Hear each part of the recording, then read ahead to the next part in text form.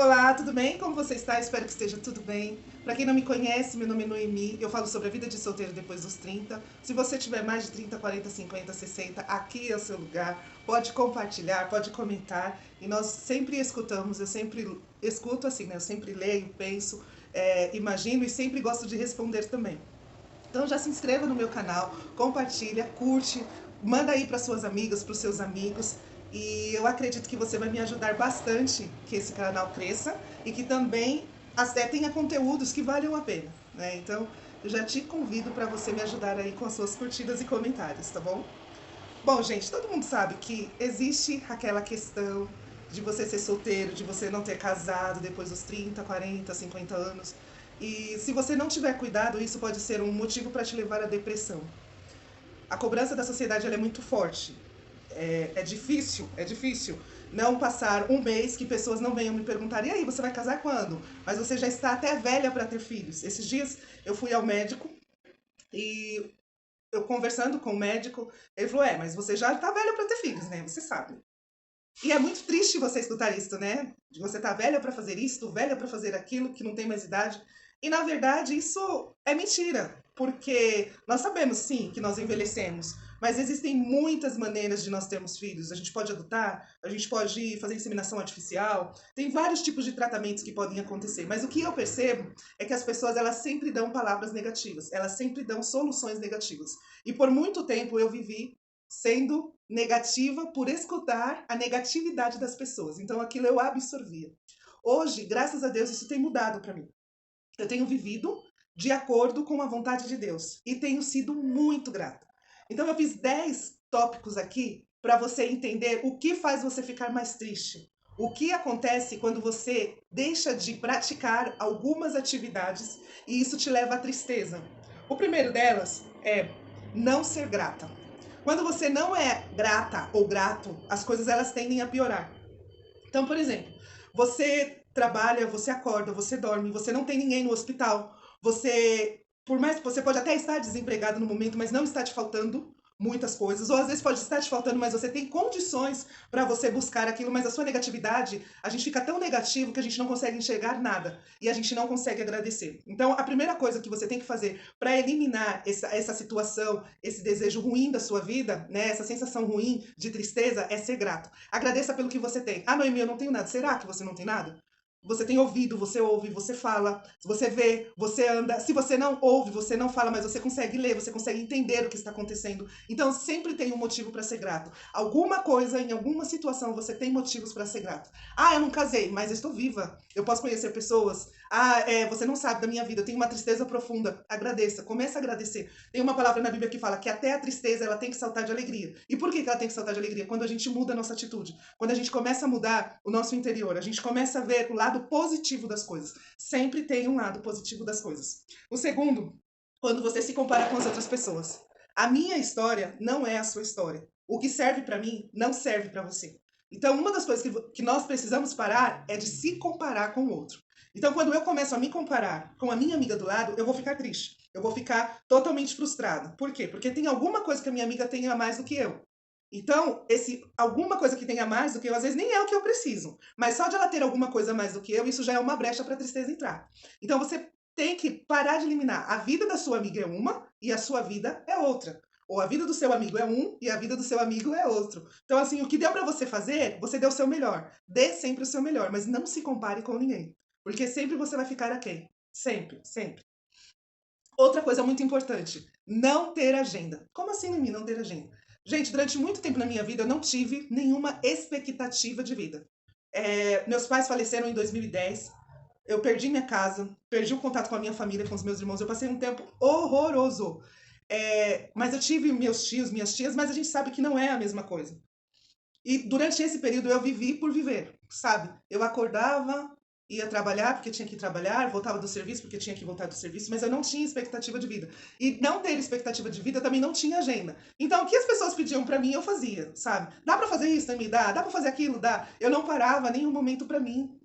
Eu não queria um momento da Noemi de sair, ou até mesmo de fazer uma massagem, de fazer uma caminhada, de fazer até mesmo uma oração, olhando para mim. Muitas das vezes eu achava, até eu não era digna de ser feliz, de poder sorrir. Eu sorria, mas às vezes era um sorriso falso. Então, assim, quando você não tem agenda, sempre as pessoas vão te usar. As pessoas vão colocar você. Ah, tem a Noemi que não tem nada ali para fazer mesmo, ela sempre está disponível. É um problema você sempre estar disponível, é um sinal aí de alerta. Por que eu tô tão disponível? Né? Eu preciso fazer alguma coisa, eu preciso fazer uma viagem, eu preciso ler um livro, eu preciso estudar, eu preciso tomar um banho mais demorado, até mesmo para descarregar o que tá de errado dentro de mim. Eu tô sendo uma curva de rio, só tá parando coisa ruim. Eu preciso olhar para mim. E quando você tem uma agenda, que você começa a enxergar e você começa a falar assim: bom, eu gosto disto, eu gosto de ouvir uma música, eu gosto de assistir um filme em tal horário.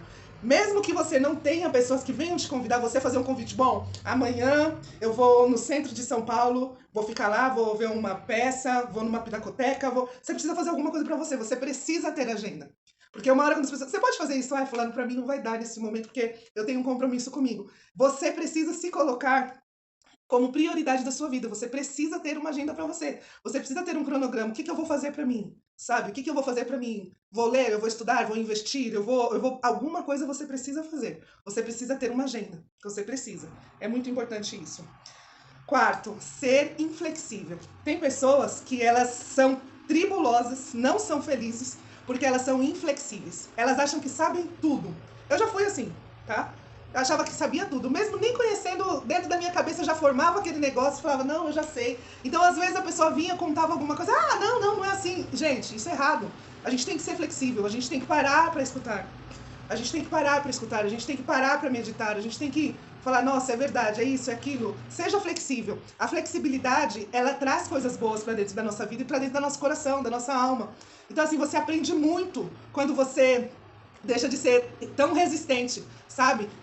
Aquela música da Gabriela, né? Eu nasci assim, vou morrer assim, eu sou Gabriela. Não, escute mais. Tem pessoas que gostam de você, tem pessoas que querem o seu bem, tem pessoas que vão te chamar para ir num casamento, sabe? Eu tenho passado uma situação assim tão legal que eu tenho ido em festas, eu tenho viajado com pessoas que eu imagino assim, falo, mas por que fulano me chamou? Podia ter chamado A, podia ter chamado B. Mas tudo foi de acordo com a minha flexibilidade. Eu comecei a ser mais flexível. Eu comecei a aprender a dizer não, mas também eu comecei a sorrir mais, eu comecei a ser mais dócil, né? Eu parei de ser ríspida, porque do jeito que as pessoas me tratavam, era também do jeito que eu tratava as pessoas. Então, a gente tem que aprender a relevar muitas coisas. E isso eu falo até mesmo num relacionamento.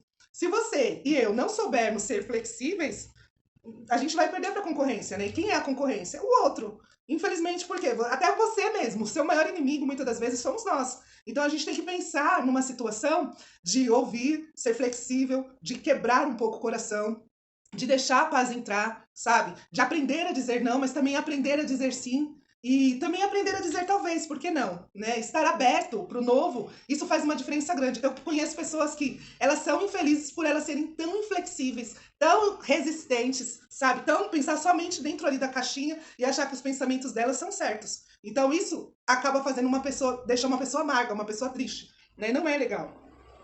Outra coisa, eu acabei de falar, quando você não é grata, você acaba tendo um olhar sempre para o lado negativo, né? Então, por exemplo, você viaja, aí o primeiro dia chove, mas só chove. Meu, calma, tá precisando chover, a terra tá totalmente seca, tem outros lugares que estão precisando de chuva, tem outros lugares que não estão precisando de chuva, mas para tudo tem um propósito, né? Tá, então enquanto tá chovendo eu vou ler um livro, eu vou assistir um filme, eu vou fazer alguma coisa que tá pendente ali de fazer, que não deixou eu sair, mas eu vou fazer alguma coisa. Tem pessoas que só olham o lado negativo. E às vezes você até tenta falar, não, mas olha pro outro lado. Ah, mas não é assim. Né? Eu não tô namorando, mas você tá fazendo o quê pra você não tá namorando? Você já conheceu redes sociais, já se candidatou, já colocou já alguns aplicativos. Eu não fiz nada disso porque eu não acredito. Então, né? Eu vou falar pra vocês, eu já fiz tudo, gente. Não apareceu também ainda, né? Aparece pessoas, não vou dizer que não aparece. Mas ainda não é aquela pessoa do meu agrado. Mas eu tô super aberta e aí eu vou olhar pro lado negativo. Não vou falar, nenhum homem presta? Ninguém presta nessa cidade? Não, não é isso. Né? Talvez eu tô sendo ainda uma pessoa, como eu falei no tópico anterior, inflexível. Talvez eu precise abrir mais o meu coração. Talvez nós precisamos abrir mais o nosso coração. Então, assim, pare de olhar tudo, deixar tudo negativo, né? Mais, tira o mais da sua vida, tira o mais da minha vida também. Eu tiro mais da minha vida. Porque eu quero viver o novo. E quando eu vivo novo, eu tenho que estar muito aberta para novas experiências, para aquilo que eu não conheço, que parece ser medonho. Mas depois, quando você começa, nossa, foi bom eu abrir meu coração, foi bom eu sair com fulano, foi bom eu conhecer tal amiga, foi bom, sabe? A vida é de indicações, a vida é de pontes. Então, assim, se você só vê o lado negativo, você nunca vai fazer ponte, você nunca vai ter indicação, porque a gente já chega, ah, eu não vou falar com aquela fulana não, porque aquele fulano, ele é muito negativo, tudo ele coloca tropeço, tudo ele coloca problema, então vamos fugir dessa situação. Tá? Outra coisa, se isolar.